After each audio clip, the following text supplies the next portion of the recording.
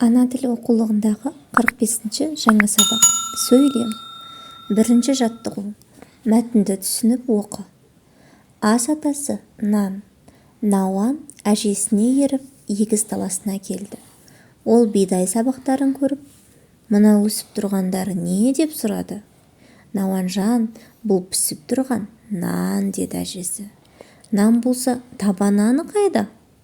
Табанан да осы дәннің ішінде. Ақ тоқаш ше, тоқаш да осы дәннің ішінде. Көп кішкентай дәнге осынша нан қалай сыйып тұр?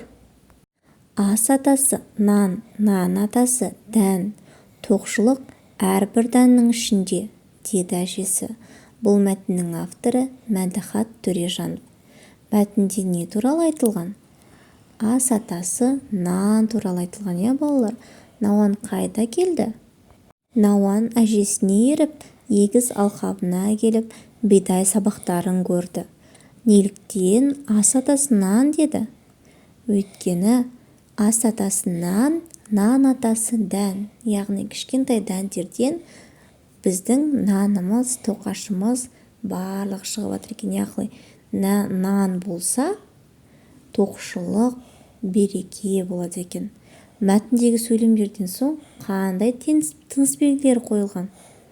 Бұл мәтінде көптеген тыныс белгілер. Апасы мен баласы мен апасы сұрақ қою арқылы, диалог арқылы бір-біріне жауап берген.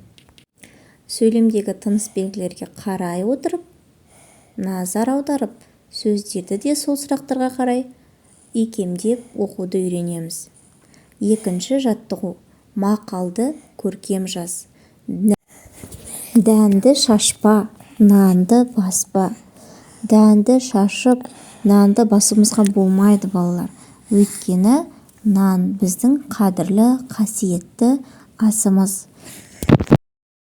Үшінші жаттығу. Сөйлемдерді тиісті тыныс белгісін қойып, көшіріп жаз. Тары адам ағзасына пайдалы. Тарыдан қандай тағамдар жасалады? Осы сөйлемнің тыныс белгілерін дұрыс қояйық. Тары адам ағзасына пайдалы. Бұл тиянақталған ойды білдіріп тұр, нүкте қоямыз. Тарыдан қандай тағамдар жасалады деп бізден сұрап тұр. Сондықтан біз сұрақ белгісін қоямыз. Жақсы, олай болса дәптерге берілген жұмысқа қарайық. Ортасында қандай сурет болуы керек екен жаз деді. Қараңдаршы балалар суретке. Бірінші тұрған не? Дұрыс, бидайдың суреті. Ал екінші нан шығу үшін нені қоюымыз керек? Дұрыс айтасыңдар, біз бидайдан диірмен тартып, ұн жасаймыз. Сосын ұннан бізге нан пайда болады екен. Дұрыс айтасыңдар балалар. Келесі сабақта кездескенше сау болыңдар.